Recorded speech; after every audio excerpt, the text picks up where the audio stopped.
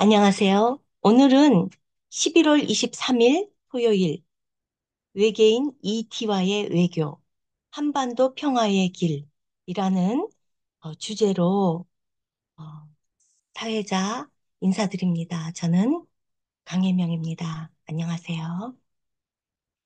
오늘 이렇게 화창한 날 다 같이 줌에 모여서 오늘 이 강연에는 한국 라일리안 무브먼트에서 개최하고 있습니다. 라일리안 무브먼트는 1973년 12월 13일 엘로임이라는 우주인을 만나서 6일간 회견하고 그로부터 인류에게 전달해 달라는 메시지를 받은 마이트레아 라헬이 1975년 스위스 제네바에서 세운 국제 단체입니다.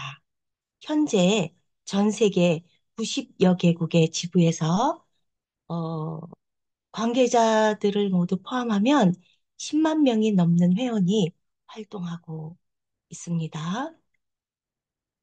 한국에도 수천 명의 회원이 있습니다.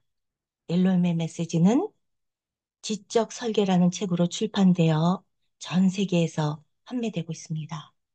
오늘 이 외계인과의 외교, 한반도 평화의 길, 이 줌을 통해서 우리는 어, 여러분과 함께 소통하는 시간을 갖고자 합니다. 과학팀의 일원 한 분을 소개해 드릴 건데요. 과학적 의식과 정보를 통해서 사람들에게 행복을 주는 그런 팀입니다. 첫 번째 강연자 솔로몬을 소개해 드리도록 하겠습니다. 예, 오늘 말씀을 드릴 그 과학 강연의 주제는 그 외계인과의 외교, 한반도 평화의 길이라는 주제가 되겠습니다. 이러한 내용으로 발표를 진행하겠습니다. 이 한국의 일단 신화를 좀 저희가 보고 싶은데요. 우리 여러 가지 세계 인류사나 또 민족에서도 여러 가지 그런 그 초창기에 이제 신화가 있는데 그 신화들을 보면 하늘에서 내려왔던 존재, 창조자, 신과의 그런 관계를 많이 언급을 하고 있습니다. 한국에서는 이제 마구할미 신화가 있는데요. 마구할미는 이제 한국에서 그 전해오는 여신이고 또 이 세상을 창조한 그런 신으로 알려져 있습니다. 이 할매라는 단어는 할머니, 할아버지 뭐 그런 의미가 아니고 존칭의 의미라고 하네요. 그래서 마구할미 신화가 있고 또 중국에서는 이제 그 반고 신화가 있습니다. 반고 신화. 마찬가지로 이 반고라는 신도 중국을 창조한 신이 되겠습니다. 또 하나 이제 중국의 신화에서 중요한 인물로 복희와 여호와가 있습니다. 복희와 여호와는 그 인류를 직접 창조한 그 남신, 여신이고요. 특히 그 복희는 이제 그 복희 8개라고 해서 이 인간과 그 자연현상에 대한 여러 가지 변화 이런 부분들을 그 도식화한 그런 8개를 만든 장본인이기도 합니다. 이렇게 이제 복희와 여호와가 인류를 창조해서 인류에게 많은 이제 그런 지혜와 살아가는 방법을 이제 전해 주었죠. 다음으로 이제 당구도 앙금이 있습니다. 우리나라 이제 신화인데요. 그 당군 신화 많이 아시듯이 한일에 환인이 있고 환인이 한반도에 내려와서 이제 그 당군 그 말하자면 이제 곰과 호랑이와 만나서 여러 가지 많은 고행 끝에 이제 이 곰이 이 사람이가 여인이 되어 가지고 그 여인이 이제 환웅과 결혼을 해서 낳은 아들이 당군이 되겠습니다. 한민족의 시조가 되겠죠. 이렇게 모든 민족에게는 이제 처음을 이야기하는 창세의 신화가 있고, 거기에 따른 이제 창조자들이 있고, 또 관련된 신화가 있습니다. 근데 과연 이러한 신화들이 과연 단순히 하나의 이야기일 뿐인 것인지, 아니면 우리가 현대 과학 시대에 과학적으로 이해할 만한 어떤 하나의 그런 진실이고 사실인지 우리가 한번 좀 살펴보겠습니다. 또 다른 이제 고대의 그런 유적들을 좀 보고 싶은데요. 현재 그 과학으로는 도저히 해석이 안 되는 여러 가지 많은 고대 유적들이 있습니다. 뭐 피라미드, 그리고 이제 나스카 병원 같은 여러 가지 큰 도용들이 있죠. 현대 과학으로도 만들기 어려운 그런 고대 유적 유물들이 전 세계적으로 많이 존재하고 있고, 아직까지도 이러한 존재의 그 실체에 대해서 사람들이 많이 이제 파악을 못하고 있습니다. 왼쪽에 보시는 이 피라미드도 마찬가지인데요. 최근에 그 일론 머스크 이번에 또 미국 대선에서 그 트럼프가 대통령이 되게 한 1등 공신이기도 한데 앞으로 과학적으로 이제 미국을 또 변화시킬 것이라고 기대합니다. 이러한 일론 머스크는 최근 발언에서 이 피라미드는 외계인이 만들었다는 그런 발언을 해서 아주 사람들에게 많이 화제가 되었는데요. 네, 이렇게 현대과학으로 이제 풀리지 않는 고대 유적들, 문명들이 많이 존재하고 있고, 이러한 것들이 외계인과 관련이 있을 것이다고 이렇게 유명 인사들도 발언을 하고 있습니다. 이번에 이제 UFO 청문회가 또 미국에서 열렸는데요. 3년째 세 번에 걸쳐서 진행되고 있습니다. 올해에 이제 그 이번 달에 그 또 UFO 청문회가 열렸는데 보시는 바와 같이 미국에 아주 공신력 있는 그 인사들이 많이 나와서 UFO는 실체한다. UFO는 존재하고 있다. 그런 이제 폭로를 많이 했습니다. 특히 이 미국의 이제 퇴역 장성인 이 분은 2015년부터 UFO에 대한 정보를 보았고 확인했고 실체를 인정을 했다는 발언을 이제 폭로를 했습니다.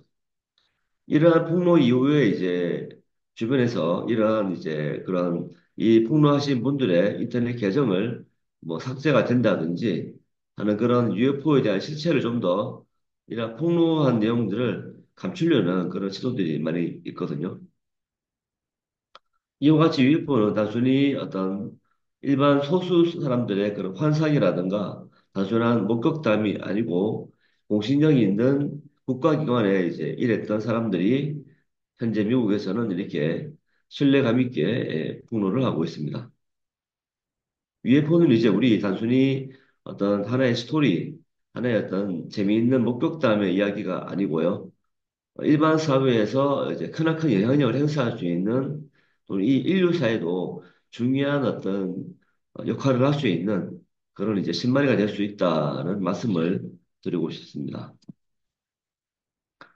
이렇게 이제 우리 한민족의 신화 그리고 고대 유적들의 신화에 대해서 우리가 그리고 현재 이제 UFO의 존재에 대해서 많은 사람들이 이제 이야기하고 있고 그런 부분들이 과연 현대 과학에서 이제 우리가 그 실험실에서 과학자들이 생명체를 창조할 수 있는 과정에 와 있는데요.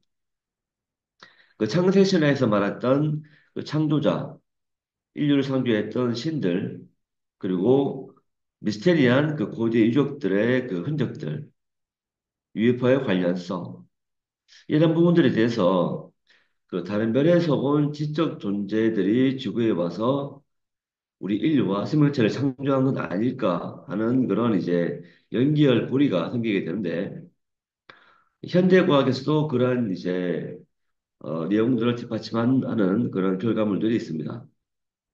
그 크리스토퍼 캐스나의 유전자 편집 기술인데요.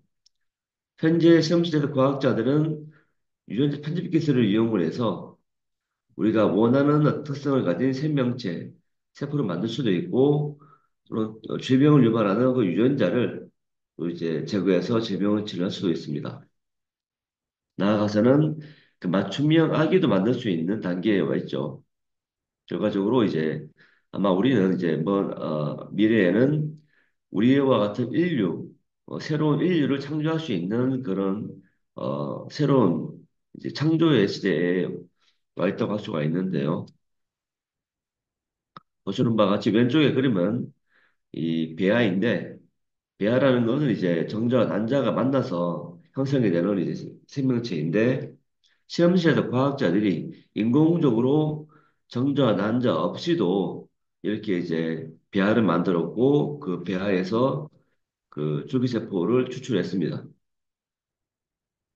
이렇게 자연 상태, 뭐 어떤 신에 의한 창조라든지 또는 우연에 의한 진화가 아니고 인공적으로 과학에 의해서 실험실에서 과학자들이 생명체를 창조할 수 있는 과정에 와 있거든요.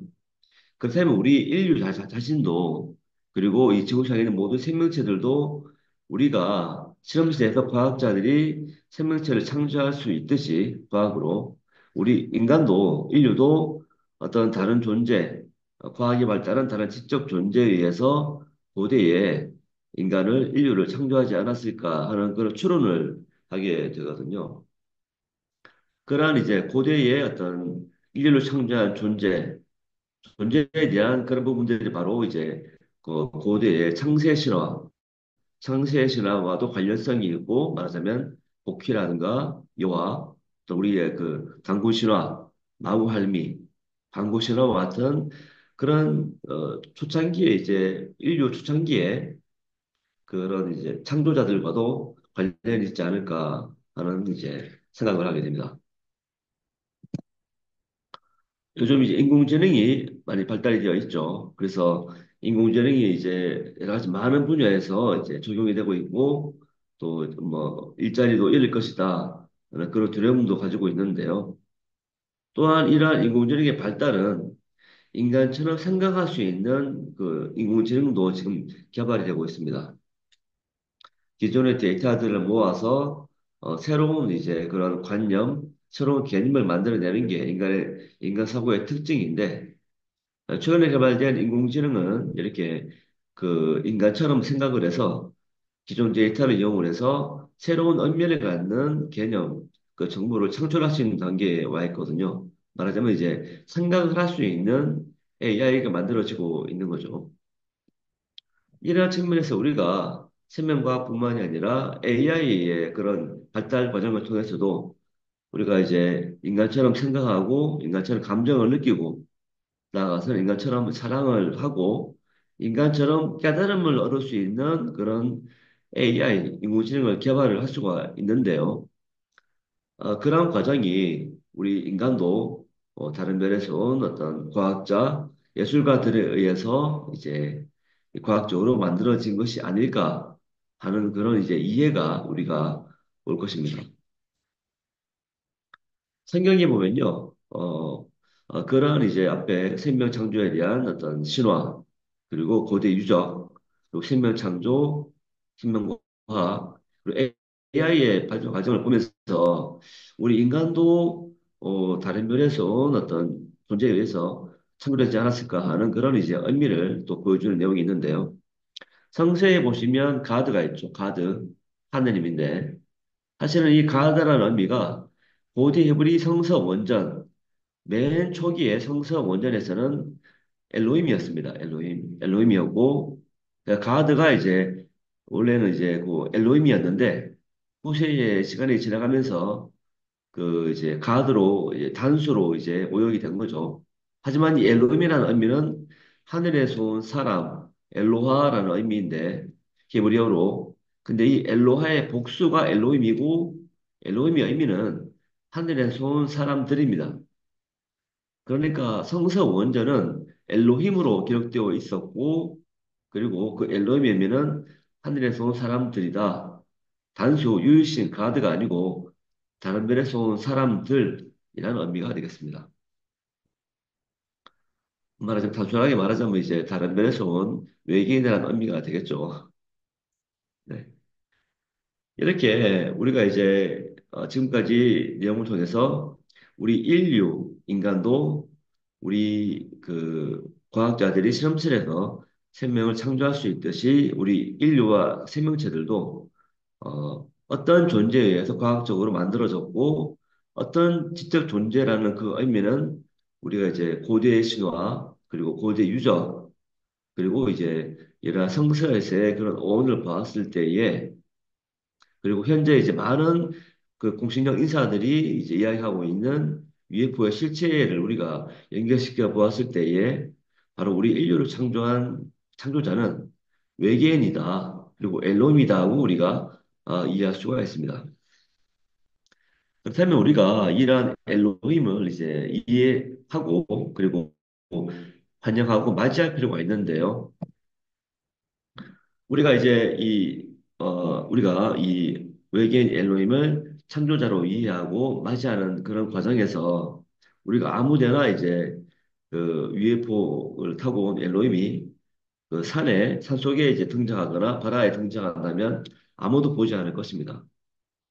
또 갑자기 UFO가 이제 그 뉴욕 한가운데 그 타임스퀘어에 딱 등장한다면 또는 그 UFO가 종로라든지 광화문에 갑자기 등장한다면 사람들이 놀랄 것입니다. 왜 UFO가 존재할까? 왜 UFO가 나타났을까?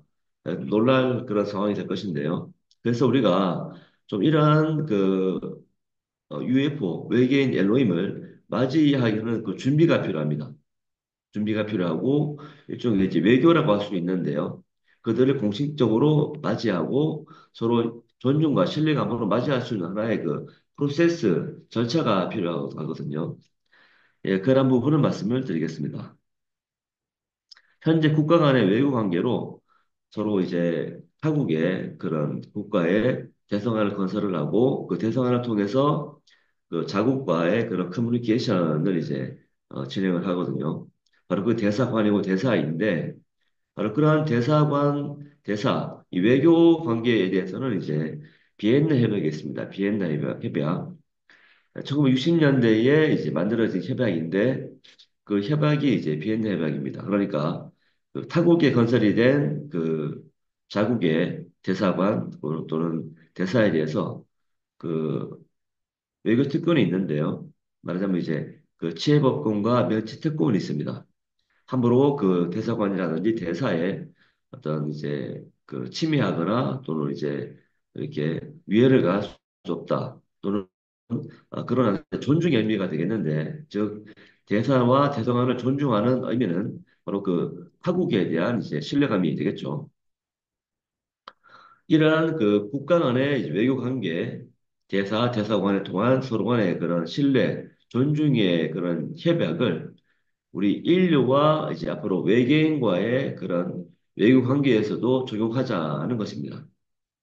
그래서 우리 인류가 이제 외계인들에게 존중과 신뢰감을 보여줄 필요가 있고 그런 측면에서 우리가 외계인과 외교를 할 때에 이 지구에 대상을 건설을 해서 그들에게 이제 존중과 어떤 신뢰감을 보내자 하는 그런 의미가 되거든요. 간단하게 예를 들면은 그 메이지 유신 시대에 일본이 서양 문물을 받아들여서 급진적으로 아시아에서 개혁을 이제 진행했습니다. 그래서 근대화의 이제 시작이 되었는데요. 하지만 우리나라는 이런 서양 문물, 앞선 선진 문물을 받아들이지 않아서 그 세국 정책으로 인해서 이제 근대화가 좀 많이 지연되었고 결국에는 그 일본의 이제 침략을 당하는 결과가 되었죠.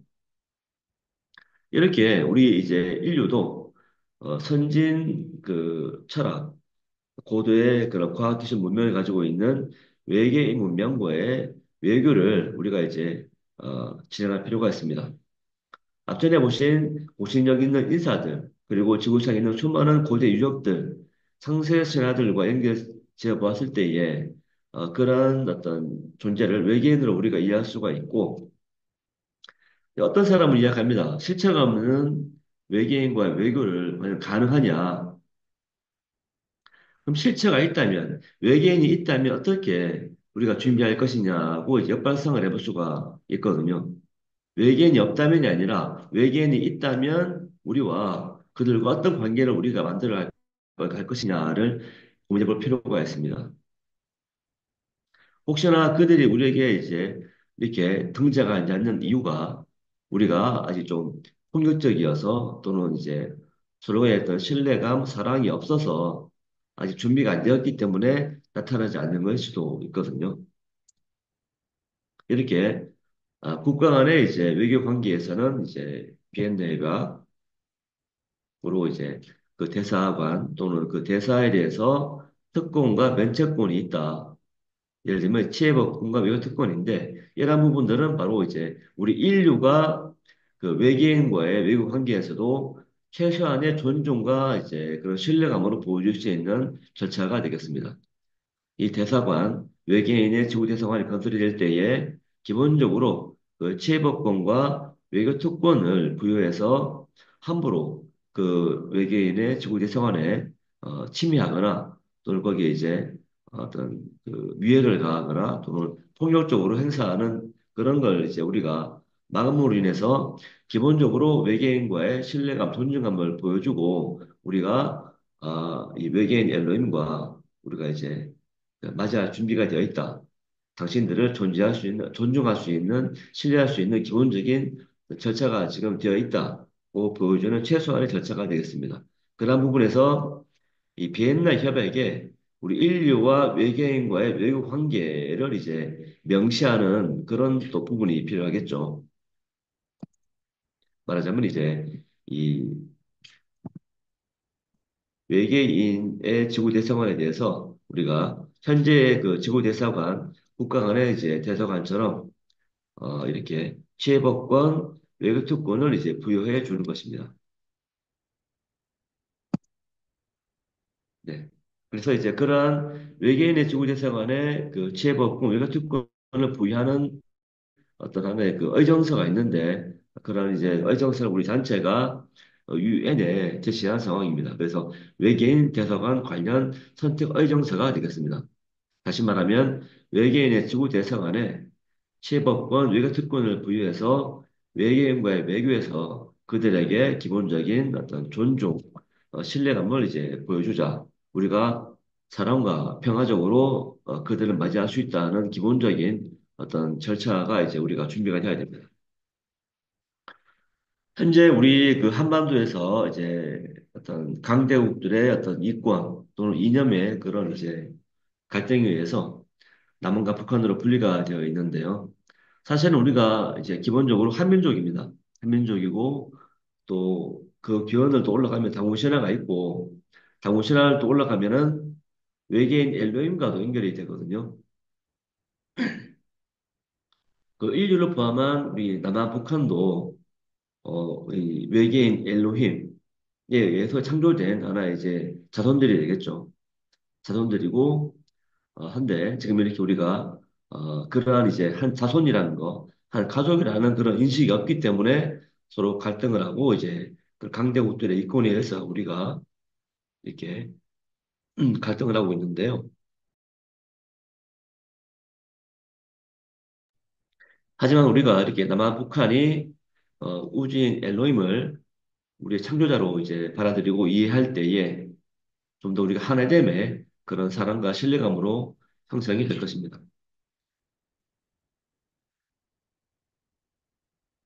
그래서 우리가 이제 우리 단체가 제안하는 것은 그 갈등과 분열의 상징인 이 DMZ의 제3의 성전, 외계인 엘로임의 대성관을 이제 우리가 건설을 하고, 그래서 이념의 갈등, 강대국들의 갈등으로 이제 강대국들의 이권으로 분열이 된 이 남한 북한을 하나됨의 그런 이제 어떤 그 의식으로 우리가 보여주는 행위로 우리의 창조자, 인류의 창조자, 남한과 북한뿐만이 아니라 인류의 창조자인 외계인인 엘로힘을 맞이하는 대성안을 DMZ의 건설을 하자 하는 걸 이제 제안을 드립니다.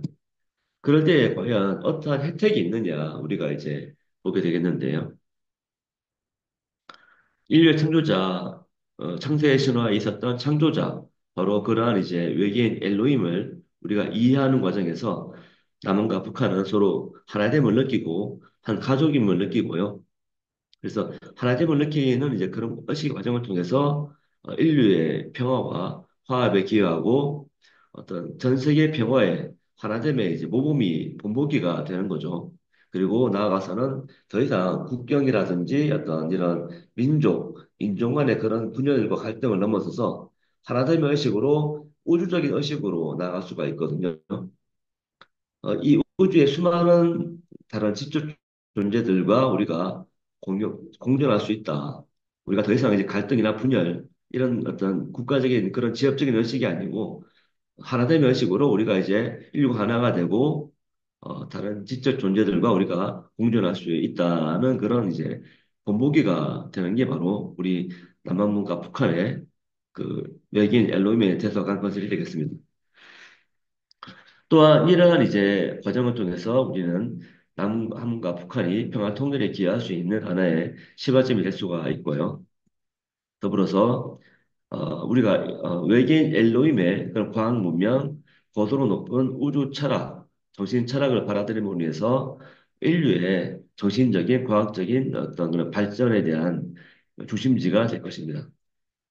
마찬가지로 이 DMZ의 건설이 될 외계인의 지구대사관은 성서에 나와 있는 그 제1의 성전, 그때 하나님을 맞이했었잖아요. 제2의 성전, 솔로몬의 성전이었죠. 이렇게 하지만 이 우리가 알고 있던 하나님, 바로 외계인 엘로힘이었습니다. 그 엘로힘을 맞이하는 새로운 지구 대사관, 바로 제3의 성전이 되겠죠. 그런 제3의 성전을 이 DMZ에 건설을 했을 때에 막대한 관광 수익, 인류의 역사에서 진짜 전환점이 되는 건물이잖아요. 그런 측면에서 막대한 관광 수익과 부가적인 그 주변에 여러 가지 많은 경제 어떤 센터, 과학 센터들이 지어지게 되면서 막대한 경제적인 이익이, 수익이 이제 거두어질 것입니다. 더불어서 이 외계인 엘로임의 그런 보호 아래 그러한 이제 고도로 높은 과학 기술을 우리가 전수받아서 남한과 북한이 전수받아서 이 남북뿐만이 아니라 전 세계가 가지고 있는 현재의 문제점을 해결할 수 있는 그런 이제 또 단초가 될 수 있다는 말씀을 드리고 싶습니다. 그래서 우리가 이렇게 남한과 북한이 이렇게 갈라져 있는데 그러한 것들은 단순히 이제 이념, 그리고 강대국들의 이권에 의해서 갈라졌는데 하지만 우리가 진정으로 우리의 이제 기원, 바로 우리의 뿌리인 우주인 엘로힘을 우리의 창조자로 이제 이해하고 우리 남한과 북한이 그들의 이제 하나의 자손임을 이제 이해를 하고 했을 때 거기에 따르는 태도가는 우리가 건설이 된다면 남북뿐만이 아니라 인류의 평화 발전에도 기여하게 되고 인류의 번영을 위한 어떤 우주인 엘로힘의 높은 수준의 그 과학 문명, 철학을 우리가 전수받을 수 있다. 그래서 세계 평화와 화합에 기여할 수 있는 주인공이 될 수 있는 그런 기회이기도 하다는 말씀을 드리겠습니다.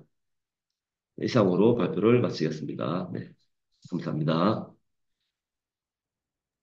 예, 고맙습니다. 이어서 우주인 메시지 영상 보시겠습니다.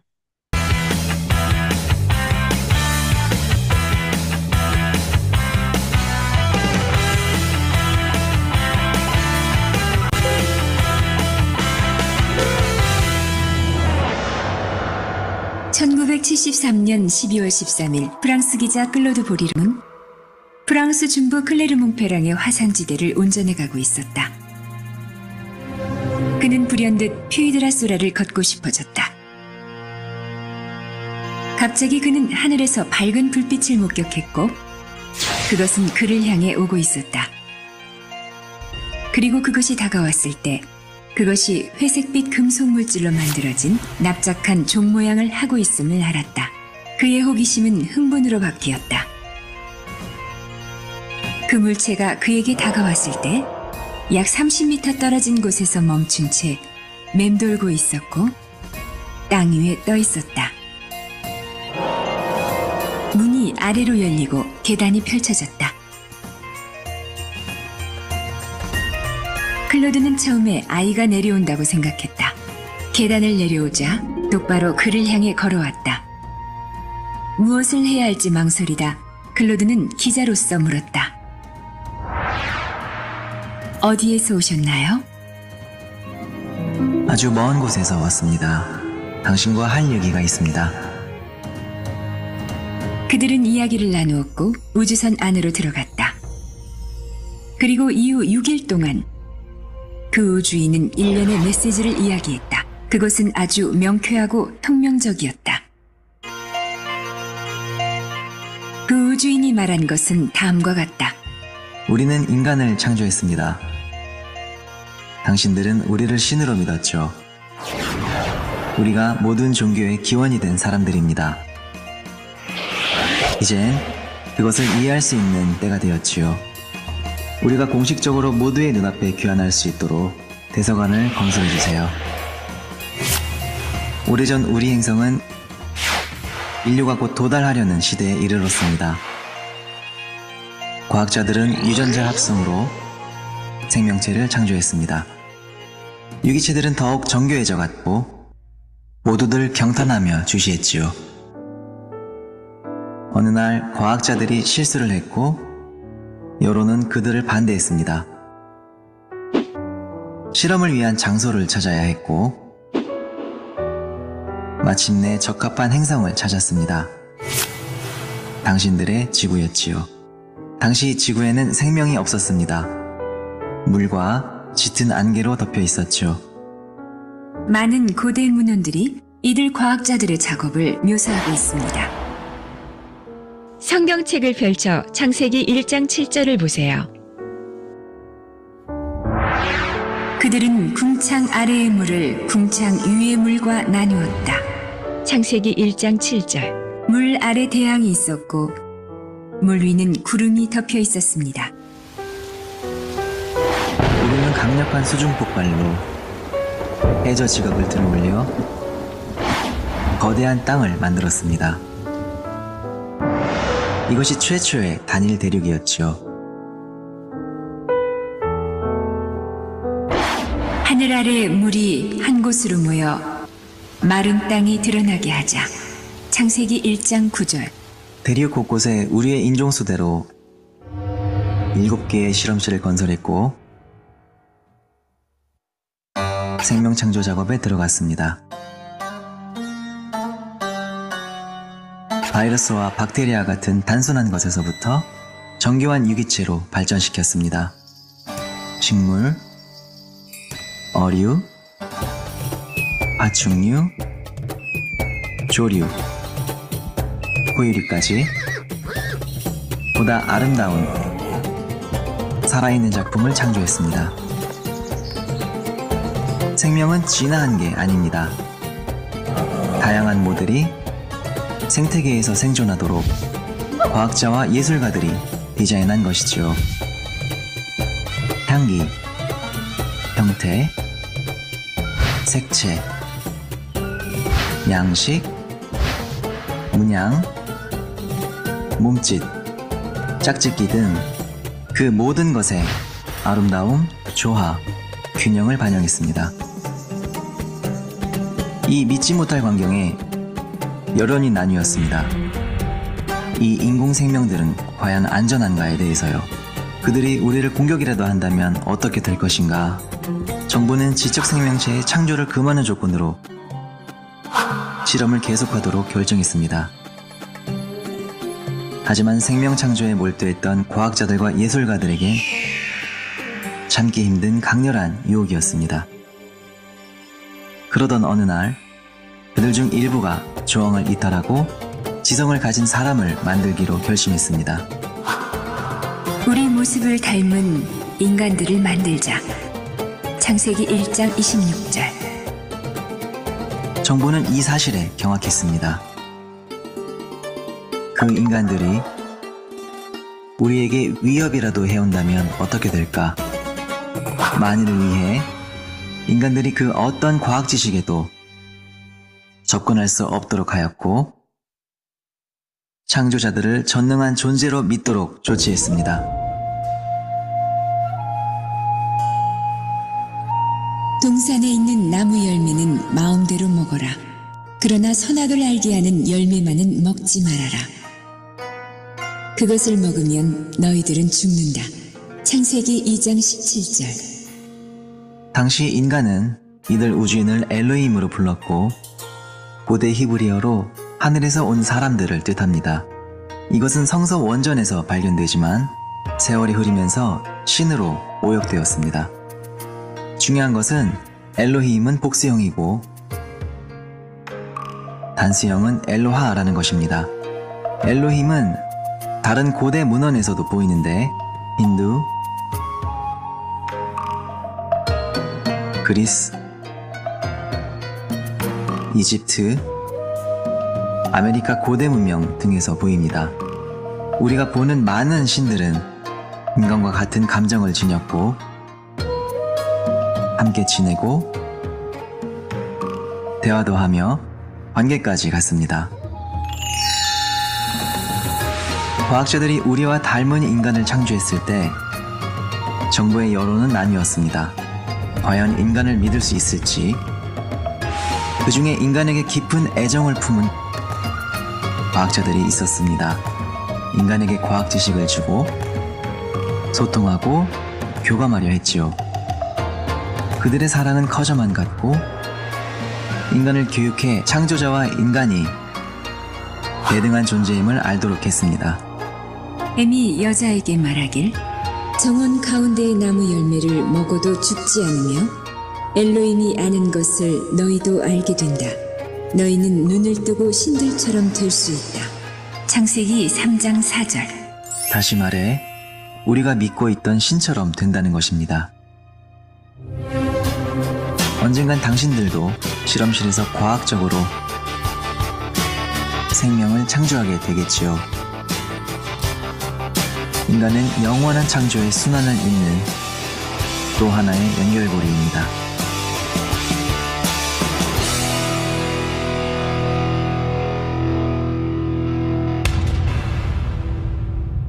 아름답고 멋진 동영상 소개를 봤습니다. 이런 멋진 이 지구 안에서만 지적 존재가 있는 게 아니라 이 무한한 이 우주 안에는 분명히 우리와 같은 지적 존재는 상식적으로도 과학적인 이해로도 당연히 이해가 되는 부분이고 반드시 있다는 것이 옳은 사고라고 봅니다. 알로하 패널계 외계인과의 외교, 그들을 맞이해야 되는 이유를 한번 알아보도록 하겠습니다. 알로하 계십니까? 네, 안녕하세요. 감사합니다. 알로합니다. 네. 반갑습니다. 앞에 하신 분들 강의를 잘 들었고요. 아마 제가 강의할 주제가 외계인과의 외교, 그들만이 하는 이유는 무엇인가? 그런 말씀을 드리고자 하는데요. 아마 그 한 세 가지로 좀 분류를 해서 말씀을 좀 드려보고자 합니다. 아마 첫 번째로 아마 뭐 역사적으로 살펴봤을 때 외계인하고 우리의 관계는 어떻게 되어 있는지, 아마 또 이제 여기서 외계인이라 하면은 지구 이외의 행성에 존재한다고 추측되는 지적인 생명체를 외계인이라고 그렇게 아마 정의를 하고 있더라고요.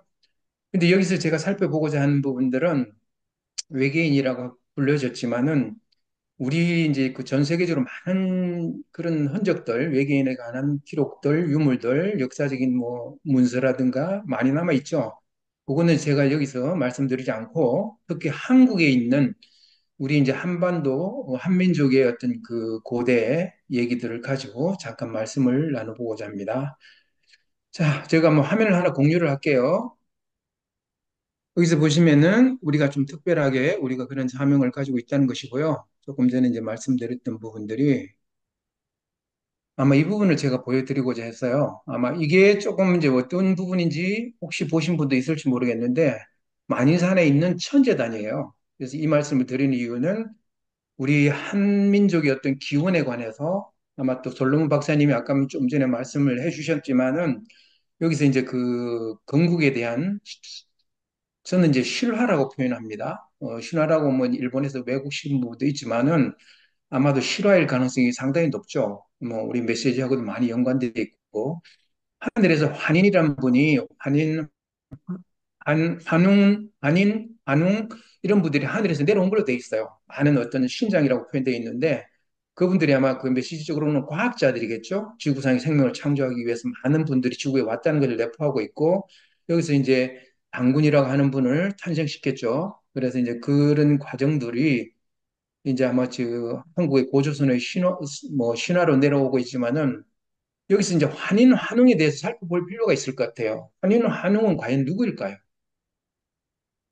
아마도 이게 아마 외계인이라고 충분히 표현할 수 있을 겁니다. 그래서 여기는 이제 여기서 예를 들 수 있는 것들이 환인, 환웅은 외계인, 메시지적으로 얘기하자면은 반드시 엘로힘이 될 것입니다. 하늘에서 오신 분들.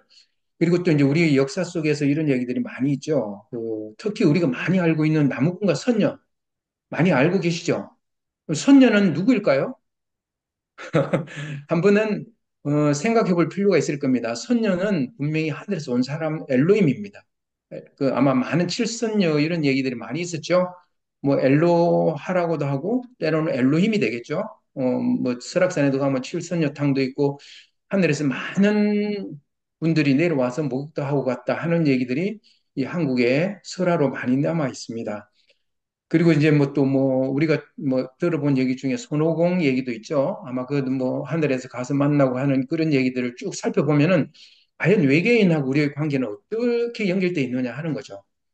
아마 외계인을 그 사전에서 정의했듯이 지구 외의 행성에 존재하고 추적되는 지적 생명체가 아니라 우리의 고대 선조들로 이해할 수 있을 것 같아요. 그래서 저는 외계인이라는 표현을 아마 조금 거리감이 있기 때문에 과거의 지구에서 우리와 함께 사셨던 우리들 선조들, 우리를 창조하셨던 분, 엘로힘으로 그렇게 이해를 해주셨으면 좋겠고요. 아마도 그분들이 지구에서 이제 그 고대부터 지금 현대까지 우리 인류의 문명에 많은 기여도 하셨고 또 관심도 많이 가지고 계신 것 같아요. 제가 이제 좀 감동 깊게 막 이런 것들 살펴봤던 것 중에 하나가 몇 년 좀 됐죠? 아마 그 러시아 운석 격추할 때 보면은 이제 유튜브에도 지금 많이 나와 있습니다. 남아 있는 자료들이 있기 때문에 러시아 운석 격추라는 항목을 치면은 러시아에서 운석이 대기권 안에서 어떤 UFO로 하는 어떤 물체가 관통을 해서 파괴하는 장면이 나와요. 그래서 이제 큰 지구에 어떤 큰 러시아 쪽에 큰 피해가 가지 않고 그 운석이 파편으로 작아짐으로써 조그만 피해가 발생했죠. 아마 그게 러시아 소치 올림픽에서 실제 사용되었어요. 그 운석을 건져서 올림픽 메달에 사용한 걸로 되어 있습니다. 그리고 아마 지구에 지금까지 이제 많은 분들이 또 알고 계시다시피 특히 큰 지진이라든가 화산 폭발 이럴 때는 항상 그분들이 관심을 표하는 아마 흔적이 아닐까 싶어요. UFO가 항상 나타났었고 그리고 뭐 9.11 미국에 있는 큰 뭐 사건 때도 그 이제 어떤 영상들에 보면은 UFO가 많이 나타났죠. 그리고 이제 최 근래에도 그 후쿠시마 원전 사고 때도 하늘에 비행체가 여러 대가 많이 떠 있었습니다. 그만큼 아마 우리들에게 많은 관심을 가지고 계신 것 같습니다. 자, 이제 다음 장면을 잠깐 보고, 이거는 이제 중국에 있는 어떤 장안에서 발견, 중국에서 공개하지 않는 피라미드예요. 그래서 아마 이런 부분들에 대한 얘기를 잠깐 이어가려고 화면을 띄웠습니다. 그리고 이건 히말라야에 있는 뭐 티베트 불교의 성스럽게 여기는 카일라산이라고 하는 아마 피라미드의 고대 모습일 가능성이 상당히 높은 것으로 학자들이 추측을 하고 있어요. 그리고 여기 이제 뭐 마야 쪽에 있는 그 피라미드 유적이라고 볼 수 있는데요. 아마 마야의 유적들이 대부분 이런 형태들이죠. 아마 저도 이제 작년 이맘때 마야 유적 지체이전이라고 하는 유적을 가봤습니다. 그럴 때 아마도 엘로힘들이 과거에 지구에서 어떤 같이 존재하면서 생활했을 때 그 모습들이 굉장히 의미 있게 와닿았어요. 그리고 또 이거는 이제 뭐 인도네시아에 있는 최근에 또 오픈이 됐는데 아마 또 유적들이고요. 아마 이런 부분들이 아마 역사적으로 좀 살펴봤을 때 아마 우리하고 외계인이라고 하는 부분들은 우리 고대 어떤 지구에 사셨던 조상님으로 이해하는 것이 더 정확하게 와닿을 것 같습니다. 그럼 그분들은 왜 지구에 이제 다시 또 외교 관계를 맺어서 또 그분들을 맞이해야 하는지를 잠깐 이제 다시 두 번째 챕터로 넘어가서 설명을 좀 드려보고자 합니다. 과거에도 이제 엘로힘들을 맞이하기 위한 어떤 그 기록들이 남아있죠. 아마 제1성전이 솔로몬 성전이고 제 두 번째로 헤롯 성전이 지어져 있고 아마 제3의 성전으로 아마 저희들이 마지막으로 마이트레아를 보내셔서 그분들과 함께 그분을 도와서 이 지구상에 우리들이 이루어야 될 사명 중에 하나가 엘로힘의 제3의 성전인 대사관을 짓는 것이라고 생각할 수 있습니다. 그러면 지금 대사관을 짓기 위해서 또는 그분들을 맞이하기 위해서 두 번째는 지구에 있는 어떤 현 세계에 대한 고찰이 좀 필요한데요. 아마 지금 우리 지구가 살고 있는 우리들의 어떤 뭐 정치 상황 두 번째로 종교, 세 번째로 군사에 대해서 잠깐 말씀을 언급하고 맞이하는 이유에 대해서 조금 더 부연 설명을 드려보도록 하겠습니다. 아마 잘 아시다시피 그 정치 권력들이 첫 번째로 전 세계를 많이 끌고 가고 있죠. 아마 여기에 대한 불합리성에 대해서는 많이 이해하고 계실 거고, 거기에 대안으로서 마이트라께서 천재 정치를 우리들에게 알려주셨어요. 아마 그 부분 대안이 될 것이고, 현재 지금 지구 행성이 그렇게 하지 못하기 때문에 많은 혼란에 빠져 있죠. 지금 그게 어렵기 때문에 아마 그런 이유들 때문에 또한 우리가 엘로힘을 맞이해야 될 이유 중에도 포함이 될 겁니다. 그리고 두 번째로는 아마 지금까지 우리가 알고 있는 어, 종교들, 거대한 전통 종교 세력들이 굉장히 두려움으로 엘로힘에 대한 것도 또는 뭐 신에 대한 걸로 영혼에 대한 여러 가지 두려움으로 지금 유지를 하고 있어요. 그런 부분이 좀 많이 좀 병륜화가 있어야 될 것 같고요. 아마 엘로힘 오심으로써 그런 부분들은 많이 해소가 될 겁니다. 그리고 세 번째로는 지금 특히 좀 말씀드리고자 하는 것이 군사 권력인데요. 지금 우리가 지금 현재를 살펴보고 있듯이 굉장히 위험한 상황이죠. 지구 행성 자체가 제3차 세계대전 핵전장이 일어나기 뭐 일보 직전이라는 그런 표현도 쓰고 있습니다. 거기에 대해서 군사적인 어떤 세력들이 파괴적인 집단으로 지금 존재를 하고 있는데 첫 번째로 한번 살펴볼 게 지금 뭐 이스라엘 쪽에서 좀 심각하죠. 아마 그 이스라엘 그 네타냐후라는 사람이 좀 지구를 굉장히 어렵게 빠뜨리는데 아마 거기에 대한 역사적인 어떤 고찰도 좀 하려면 얘기가 길어질 것 같고요. 아마 그 사연들이 많죠. 그래서 주변에 있는 가자라든가 또는 뭐 하마스라고 자기들이 지칭하고 또 헤즈볼라라고 지칭하기도 하고 그래서 공격을 하고 있습니다. 또 예멘이라는 나라에서도 공격도 하고 또 이란도 공격했었고요. 또 거기에 따라서 또 이란이 또 반격을 하고 아마 지금도 이제 만약 더 공격을 한다면 이란은 지난번에 뭐 미사일 300발을 했는데 지금 3,000발을 준비해 놓고 있다고 그래요. 이제 2,700발이 남아 있는데 그걸 집단으로 이스라엘 공격하면은 이스라엘 자체가 위험해지겠죠. 아마 그 이스라엘 방어망이 온전하지 않은 걸로 저는 알고 있어요. 그 이제 가까이 쏘는 거는 방어망이 좀 뚜렷하게 돼 있지만 장거리 미사일을 멀리서 음속으로 빨리 날라오는 거는 막지 못하는 걸로 돼 있어요. 이번에도 그렇게 좀 이스라엘이 좀 많은 전투기들 피해를 봤다는 정보를 일반 언론이 아닌 곳에서 제가 잠깐 살펴봤었습니다. 그리고 이제 우크라이나 부분도 조금 살펴봐야 될 것 같고요. 우크라이나 전쟁이 아마 러시아가 원래는 군사 작전으로 시행하고 있는데 엊그저께 또한 이제 미국이 그 우크라이나에서 이제 미사일을 러시아 본토까지 쏠 수 있는 걸 허락해가지고 실제 발사를 했었죠. 그러면서 이제 이것이 전쟁으로 확대되어 가고 있어요, 실제. 군사 작전이 아니라. 그래서 푸틴은 이제 핵무기를 쏘겠다고 뭐 부대를 실제로 가동시키고 준비를 다 시켜놨습니다. 어젠가는 뭐 IRBM이라고 하는 핵탄두를 탑재하는 것을 실제 발사를 했었고요. 이게 아마 몇 분이면 런던까지도 동시에 공격을 할 수 있다고 합니다. 이런 부분들이 굉장히 위험하다는 거고요. 그 미국과 나토가 지원을 함으로써 러시아하고 또 이런 전쟁들이 확전될 확률이 굉장히 높게 되어 있습니다. 그리고 조금 더 우리 살펴봐야 될 부분이 좀 시간이 좀 많이 할애가 안 돼서 중국과 대만 관계에도 문제가 좀 많이 심각하죠. 아마도 이게 곧 그렇게 연결이 돼서 또 문제가 일어날 가능성이 상당히 90% 이상입니다. 그리고 마지막으로 우리 한반도 문제죠.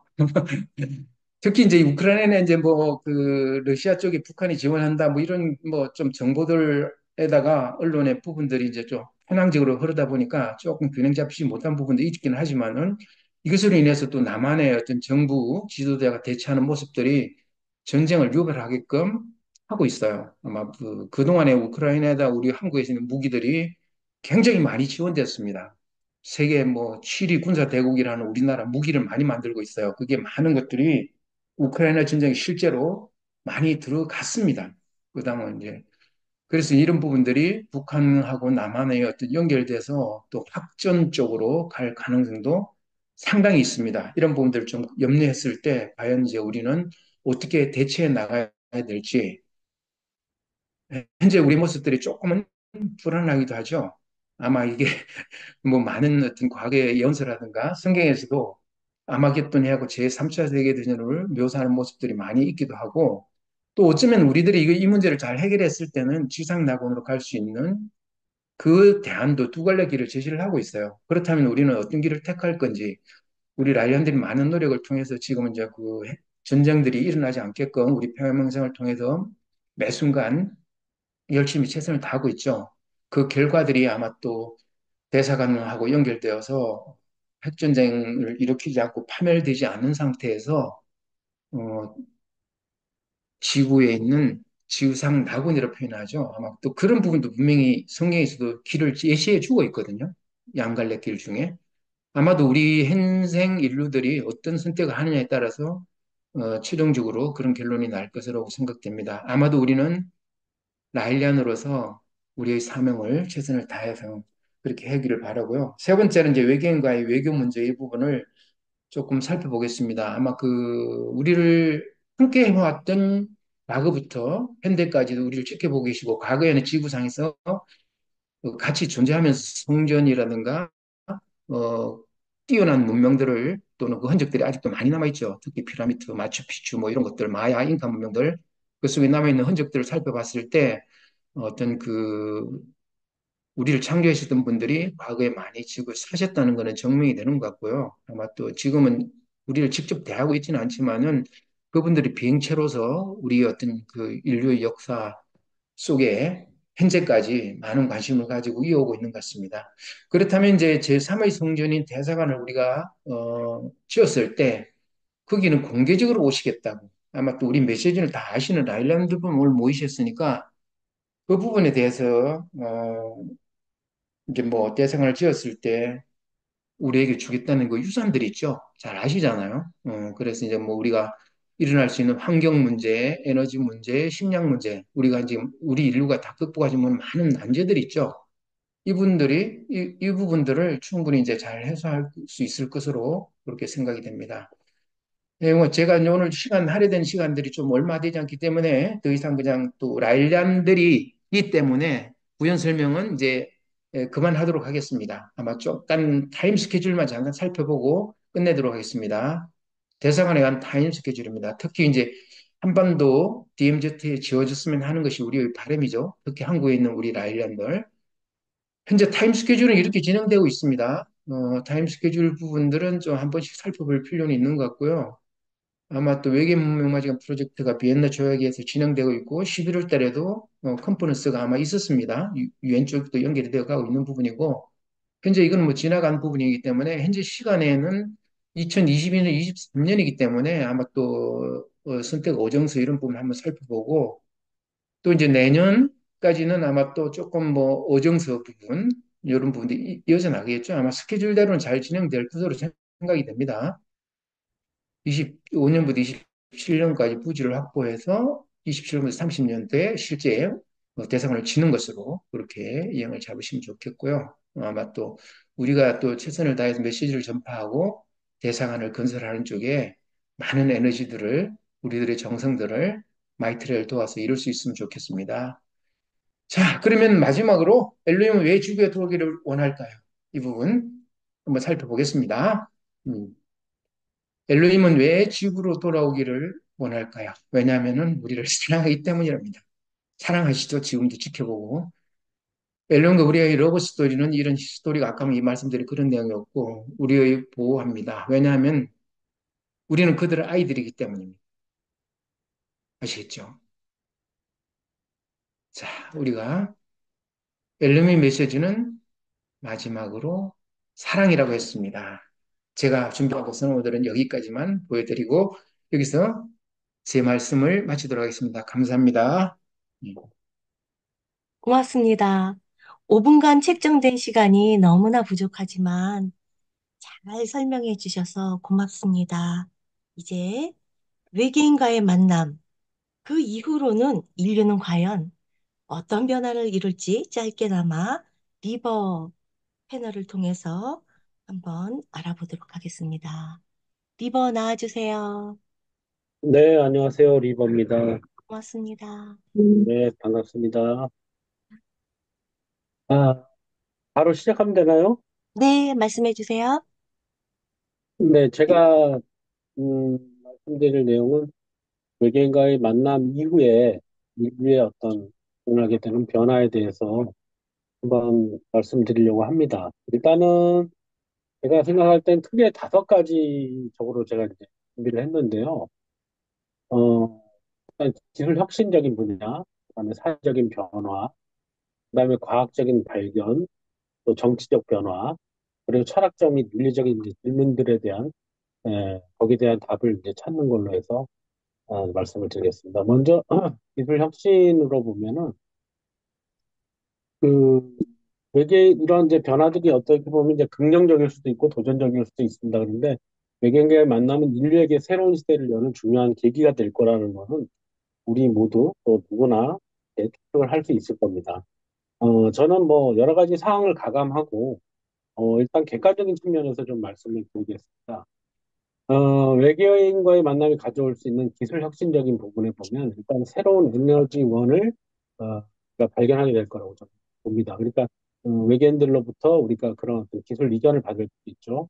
그래서 기존에 우리가 화석 연료의 우전 체계에서 지금 할 수 있는 다른 이제 대체 에너지들을 많이 갖고 가고 있지만 예를 들어서 이제 뭐 반물질 에너지라든가 고율 어떤 태양 에너지를 사용한다든가 그다음에 원자를 대단히 잘 위험하지 않게 사용할 수 있는 기술이라든가 이런 것들에 대해서 에너지원의 어떤 새로운 발견이 될 것이고 또 그것들에 대한 기술을 받을 수가 있고 그다음에 또 우주 여행 기술이 달라질 겁니다. 그들은 이미 뭐 우리가 UFO라고 불리는 위학인 부행 물체를 통해서 최근에 나사에서도 인정을 했지만요. 우리가 생각하는 어떤 비행 기술을 뛰어넘는 우주와 항성 간의 은하계를 넘나드는 어떤 그런 여행 갈 수 있는 어떤 수단들, 기구들을 우리가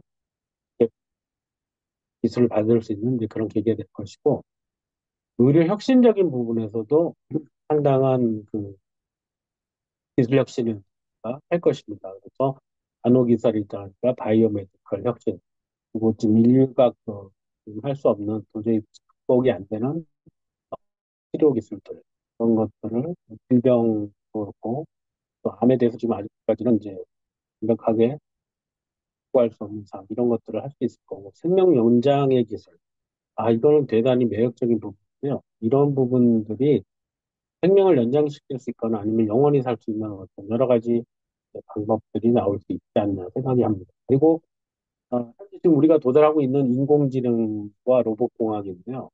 근데 지금 최근에 이제 인공지능이 뭔 얘기가 아니라 GPT-4가 나오면서 지금은 뭐 인공지능과 대화할 수 있는 수준 그런 것들이 되게 지금 발전되어 가고 있고 나노공학이라고 해가지고 로봇공학과 나노공학이 접목되면서 좀 미세한 어떤 로봇을 만들 수 있는 그런 시대에까지 지금 현재 우리가 접근하고 있는데 그것들을 한 차원 더, 아니면 두 차원 더 앞선 그런 기술들로 굉장한 발전을 이룰 거라고 생각이 되고, 그다음에 재료과학 같은 그 새로운 신물질, 초경량 합금이나 초고강도 나노소재 그런 것들은 지금 현재 우리가 UFO에서 볼 수 있듯이 그 외계 문명은 매우 견고하고 새로운 물질을 개발했을 가능성이 있습니다.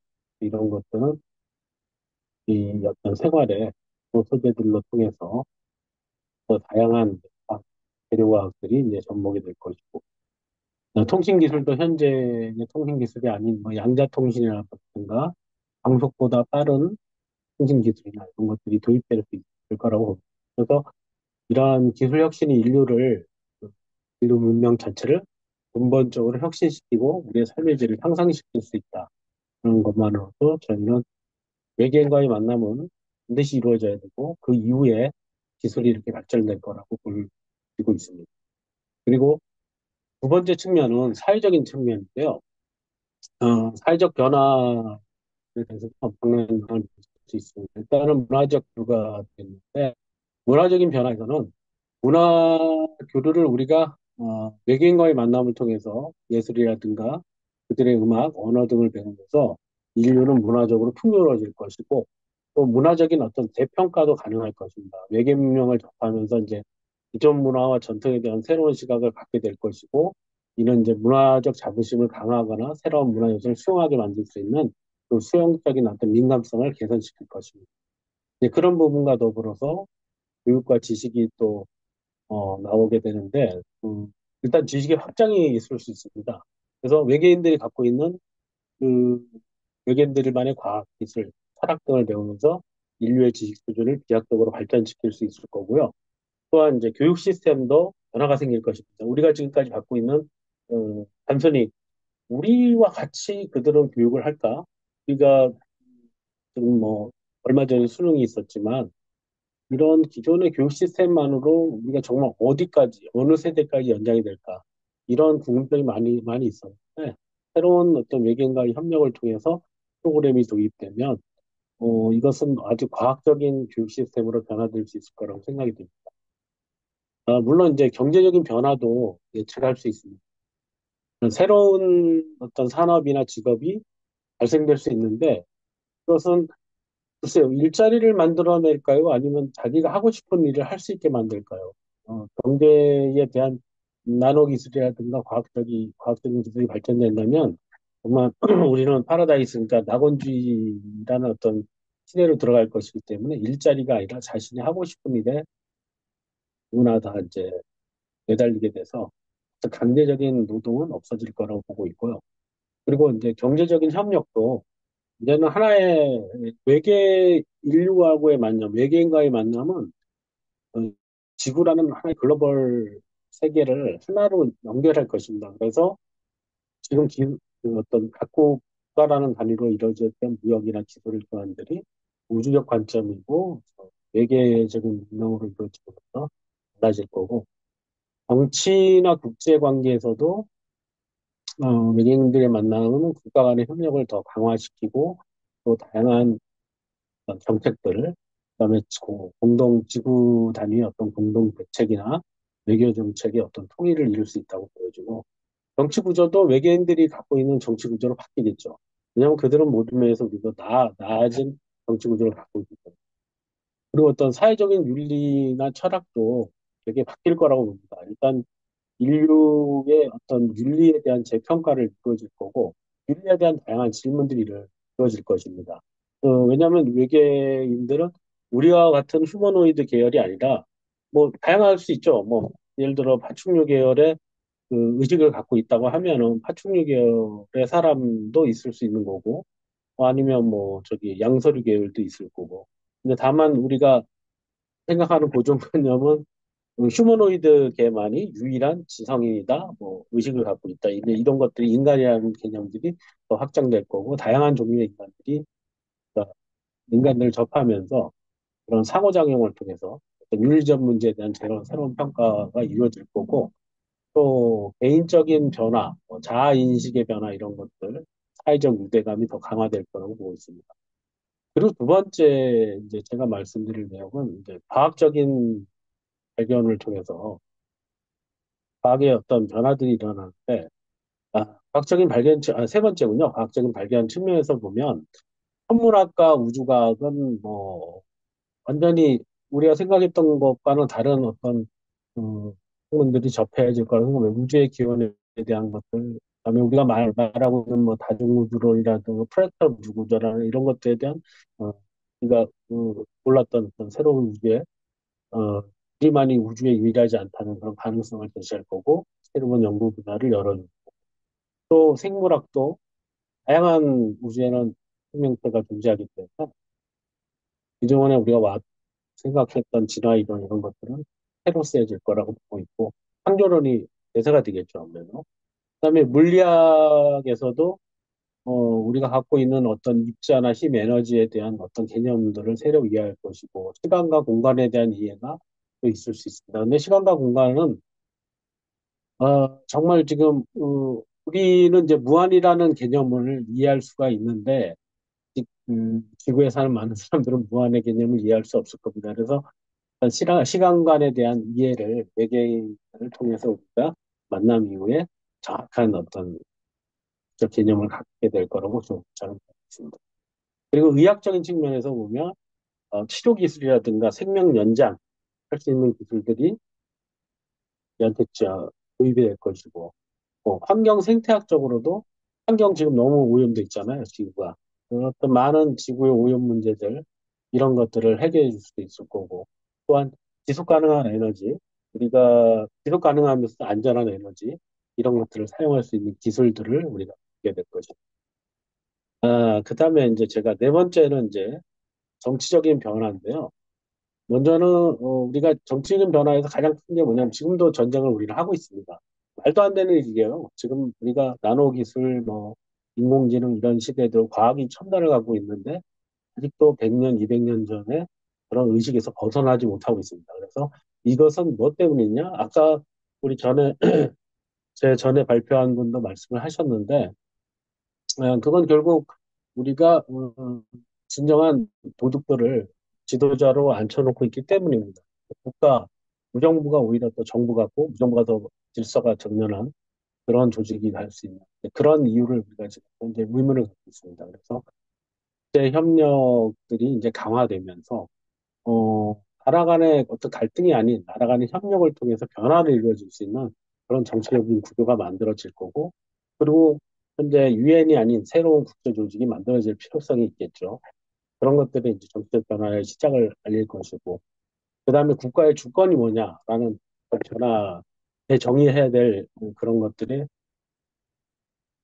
글로벌 어떤 거버넌스의 필요성을 증가시킬 수도 있을 거고, 그 다음에 군사적인 변화도 분명히 있습니다. 이건 군사적인 변화는 서로 국가 간의 싸움이 아니라 어떤 우리 내부의 질서를 유지하기 위한 경찰과 군대의 어떤 되는 어떤 그런 개념으로 바뀔 수 있고 정치적인 이념도 기존에는 뭐 우리가 인류가 이제 외교 문명을 거의 어떤 상호작용에 대한 어떤 정치적인 이념이 없었던 시대이기 때문에 정치적 철학이 등장해서 이는 이제 더 큰 시각으로서 자신을 이제 바라보기 계기로서 정치적인 이념의 변화가 있을 거고 경제적 협력 또한 이제 굉장히 많아지겠죠. 무역이라든가 기술 교환들이 활발히 이루어지고 외계인의 자원을 활용한 새로운 산업들이 이제 창출이 되고 발전할 수 있을 겁니다. 그래서 이러한 정치적 변화들이 이제 인류가 새로운 시대로 나가게 하는 원동력이 될 것이고요. 외계인과의 만남이 이제 가져올 수 있는 정치적 변화는 아무래도 인류의 진보와 발전에 큰 영향을 미칠 것입니다.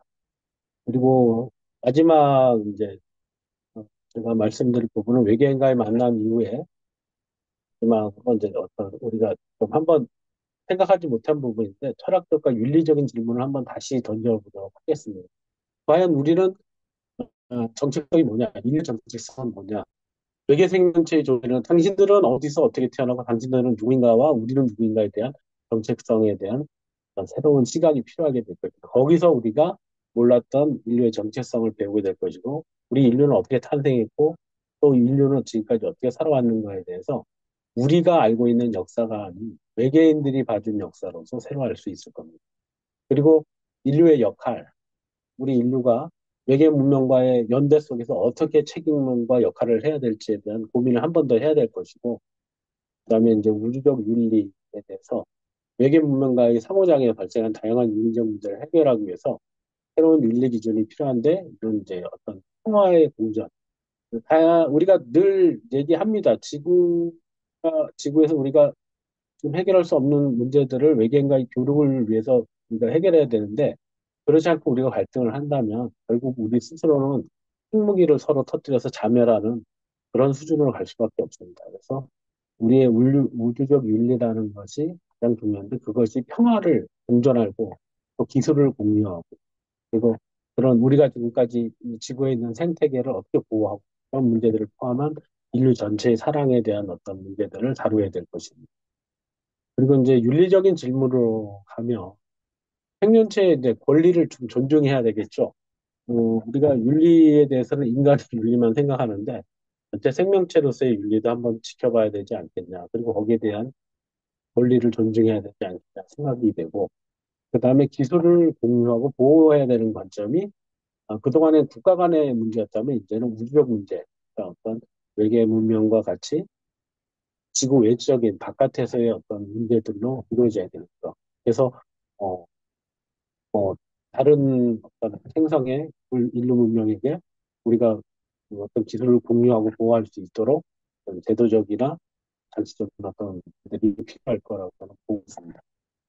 그리고 환경보호는 당연히 우리 인류는 환경보호를 못해서 지금 현재 이런 아주 어려운 상황이 있는데 이 문제도 어떤 외계인과의 만남 이후 인류가 변화되고 환경에 대해서 새롭게 생각해서 보호해야 될 부분들을 이제 생태계 교란을 해소하는 방향으로 만들어질 수 있을 거고 그다음에 사회적 공평성 저는 이제 선거하고도 문제가 있는데 지금의 정치 제도겠죠.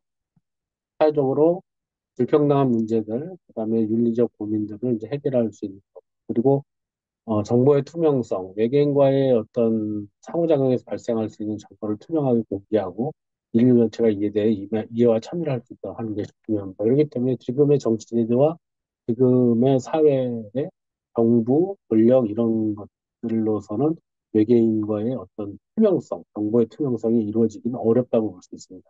그래서 그렇게 된다면 새로운 정치 제도가 필요할 것입니다. 그래서 제가 좀 전에도 말씀드린